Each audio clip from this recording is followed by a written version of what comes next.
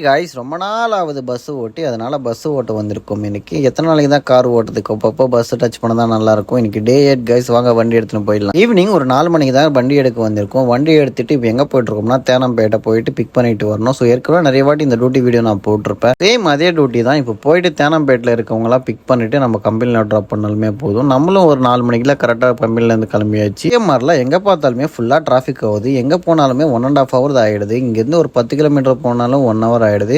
So இப்போ இந்திரா நகரும் reach பண்ணியாச்சு. இங்கே பார்த்தீங்களா ஒரு பெயிண்டிங் எப்படி அழகாக பண்ணியிருக்காங்களோ. காலேஜ் வந்ததுமே ஃபுல்லாக டிராஃபிக்காக இருந்தது. அதுக்கப்புறம் நம்மளும் இப்போ அவங்க பிக்கப் லொக்கேஷனுக்கு ரீச் பண்ணியாச்சு. அவங்க வந்த உடனே இப்போ ஏறி பஸ்ஸில் ஏற்றிட்டு நம்மளும் இப்போ கிளம்ப வேண்டியதான். ஸோ இங்கேருந்து போகிறதுக்கே நம்மளுக்கு 2 hours ஆகிடுது. ஏன்னா அவ்வளோ டிராஃபிக்காக நிற்குதுங்க. எங்கே பார்த்தாலுமே டிராஃபிக். பார்த்தீங்களா எவ்வளோ டிராஃபிக்காக இருக்குன்னு. நம்ம 7 மணிக்கெல்லாம் கம்பெனி ரீச் பண்ணாலுமே போதும். ஸோ இப்போ நம்மளும் வந்து ஓஎம்ஆரையும் டச் பண்ணியாச்சு. ஸோ இப்போ பார்த்தீங்கன்னா கொஞ்சம் ஃப்ரீயாக இருக்கா. கொஞ்சம் முன்னாடி போனால் பயங்கர டிராஃபிக்காக இருக்குங்க. எங்கே பார்த்தாலுமே டிராஃபிக்காக இருக்குது.